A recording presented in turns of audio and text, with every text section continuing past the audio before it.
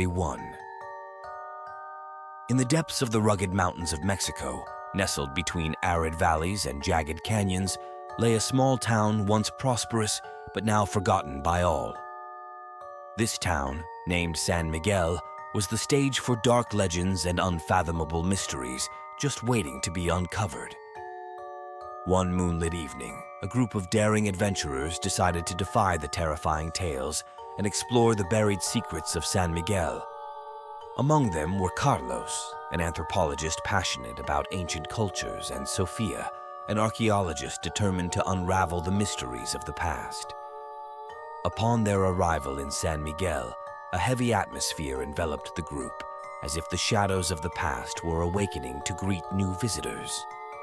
The cobblestone streets were deserted, and only the whispers of the wind seemed to break the funereal silence that hung over the town. They embarked on their exploration, braving the dark alleyways and abandoned buildings that seemed frozen in time. At every street corner, they were greeted by murals depicting macabre scenes and esoteric symbols, witnesses to a long-forgotten history. As they ventured through the narrow streets, shifting shadows seemed to follow them closely, their ghostly silhouettes blending into the surrounding darkness. Indistinct whispers seemed to float in the air, evoking unsettling warnings that sent shivers down Carlos and Sofia's spines. They decided to make their way to the abandoned church in the town center, a place that, according to local legends, harbored ancient and sinister secrets. As they approached, a sense of unease washed over them, as if a malevolent presence was watching them from the shadow of the crumbling walls. Upon entering the deserted church, a chilling atmosphere greeted them, causing Carlos and Sofia to shiver to the bone. Dust-covered wooden pews were arranged in disarray, and a dilapidated altar stood at the end of the nave, adorned with esoteric symbols and extinguished candles. As they examined the mural paintings depicting distorted biblical scenes and demonic figures, a low rumble echoed from the depths of the church, causing the stone walls to tremble. Carlos and Sofia exchanged worried glances, realizing that something sinister lurked in the shadows of this sacred place. Suddenly, a strange light appeared at the end of the nave, casting a dim but sinister glow over the altar. A dark silhouette loomed before them, its eyes gleaming with a malevolent light as it exuded an aura of ancient and impenetrable power. It was the spirit of a once revered priest, condemned to wander eternally in the darkness of the church, consumed by unspeakable anger and grief. He spoke of an ancient curse that plagued the town of San Miguel, of a pact with demonic forces that sealed the fate of its inhabitants for eternity. Terrified yet fascinated, Carlos and Sofia listened intently to the tormented spirit's words, realizing that the legends of San Miguel were far darker and more sinister than they had ever imagined. They knew they had to act quickly to lift the curse that loomed over the town before it was too late. Armed with courage and determination, Carlos and Sofia embarked on a perilous journey through the darkness of San Miguel, facing unspeakable trials and dangers at every turn. They knew that the fate of the town, and perhaps even their own, depended on their success. Finally, after hours of fierce struggle and personal sacrifice, Carlos and Sofia succeeded in breaking the curse that had gripped San Miguel for so many years. The light of day dawned on the once dark and sinister town, bringing with it a renewal of hope and promise for the future. As they left San Miguel, Carlos and Sofia knew that their adventure had been much more than a mere archaeological exploration. They had confronted the darkness of the human soul and emerged victorious, ready to face the challenges that awaited them in the unknown.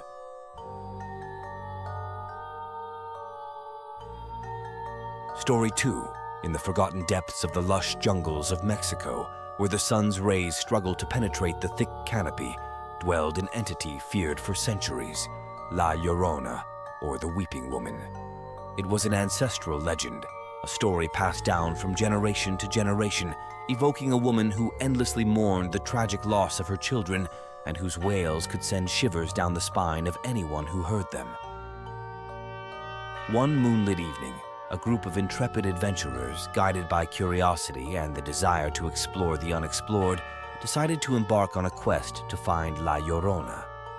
Among them were Miguel, an anthropologist passionate about the myths and legends of Mexico, and Elena, a folklore researcher determined to unravel the mysteries of this dreaded entity. They ventured into the dense jungle, their flashlights barely illuminating the path ahead. The whisper of leaves stirred by the nocturnal breeze seemed imbued with a strange melancholy, as if the forest itself held its breath in anticipation of their daring quest. As they progressed through the oppressive darkness, the terrifying tales of La Llorona echoed in their minds, fostering growing anxiety within the group. They knew that their encounter with this legendary entity would not be without danger, but their curiosity outweighed their fear. Suddenly, a piercing cry shattered the silence of the night, sending shivers down Miguel and Elena's spines. It was the cry of a child, a cry fraught with distress and terror, emanating from the depths of the jungle. Without hesitation, the group set off in pursuit of the sound, ignoring the silent warnings of the forest. The closer they got, the closer the desperate cries seemed to draw them, leading them to a dark and sinister stream in the heart of the jungle. There, in the faint moonlight, they saw a ghostly figure standing at the water's edge, her long black hair flowing in the nocturnal breeze. It was La Llorona, the weeping woman, whose lamentations haunted the nights of neighboring villages for time immemorial. Her vacant gaze was filled with infinite sadness, and her aura exuded an air of misfortune and despair that enveloped the group in unbearable oppression. Paralyzed by fear, but fascinated by this unexpected encounter, Miguel and Elena stood motionless, unable to look away from the legendary entity before them. La Llorona slowly raised her arms to the sky, her wails intensifying into a crescendo of despair that seemed to echo through the entire jungle. Suddenly, she began to advance toward the group, her footsteps echoing like whispers in the silent night. Miguel and Elena instinctively stepped back, but it was too late. La Llorona enveloped them in her cold, translucent arms, carrying them into the dark waters of the stream, where their cries mingled with her eternal lamentations. In the days that followed, the inhabitants of neighboring villages reported hearing Miguel and Elena's desperate cries echoing in the jungle, a sinister reminder of their tragic encounter with La Llorona. Their disappearance remained an unsolved mystery, but for those who had heard their cries, there was no doubt about the true nature of their fate.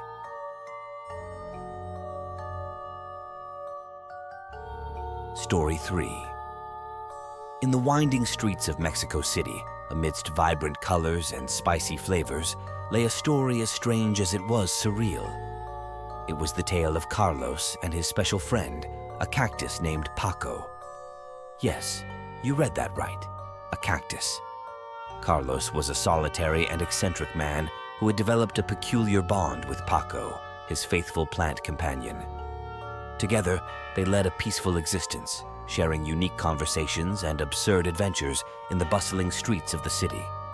One day, as they strolled through a local market, Carlos and Paco were drawn to a peculiar street vendor, claiming to sell magical potions capable of granting any wish.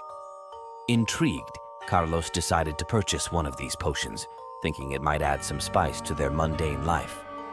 But as soon as he swallowed the potion, Carlos felt something strange happening. His body began to twist and contort uncontrollably, while Paco, his loyal cactus, started growing at an alarming rate, suddenly coming to life before his astonished eyes. Bewildered by this sudden transformation, Carlos and Paco embarked on a series of hilarious and surreal adventures across the city.